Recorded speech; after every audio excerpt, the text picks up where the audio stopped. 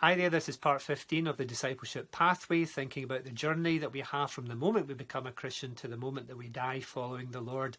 And this week we're thinking about the challenges of the Discipleship Pathway, and in particular today, criticism, which is a challenge to each one of us. In this folder here, I've got lots of different letters and cards from people who have expressed thanks or appreciation for something which I've done for them, perhaps through preaching or praying for somebody or reaching out just in love and care. And it's a great encouragement to have that folder to be able to look at from time to time. Of course, I could have a folder which had criticisms in it as well, letters and texts and emails and such like, which have been critical of me over the years.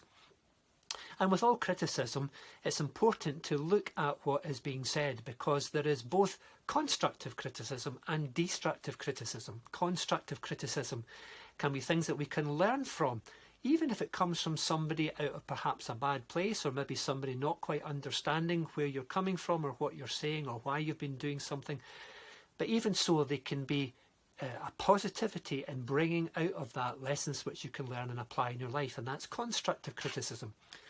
But we're not thinking about that today. We're thinking about destructive criticism. That is the kind of criticism which comes from people perhaps who don't have a good attitude or don't have good motives, or really don't get you at all, and are saying things to you that don't build you up, that don't help you, that don't cause you to learn, but actually will do nothing but bring you down and destroy you. And really, criticism like that comes from the enemy, because the enemy is our accuser. Satan is the accuser of the brethren. And sadly, he sometimes uses each of us, even as Christians, to criticise each other and to bring each of us down. And that's one of the tricks which he has used from the very beginning, even from the Garden of Eden with Adam and Eve. He used Adam and Eve to fool each other into believing that what they were doing was right. And then, of course, Adam blamed Eve and criticised Eve, and Eve then criticised the serpent, and so the chain of blame went on.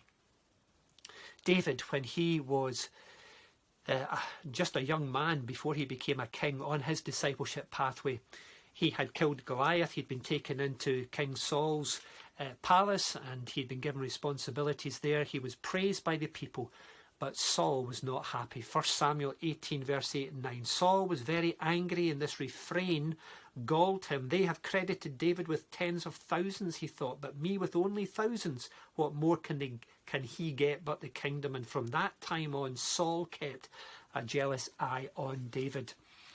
And Saul, as a king, tried to kill David on a number of occasions. He criticised David very unfairly, because David was not after Saul's throne. David was simply obeying the Lord in humility, doing what God had asked him to do. And he stood up and killed the Goliath. And it wasn't David's fault that people were praising him for that. And Saul became jealous of that and criticised him unfairly. So when we're on the discipleship pathway, whether we're doing right or wrong, people will criticise us, just as they criticised Jesus. But we can learn from that criticism, which is constructive, and we can reject and ignore that criticism, which is destructive and which comes from the enemy. God bless you. Speak to you again soon.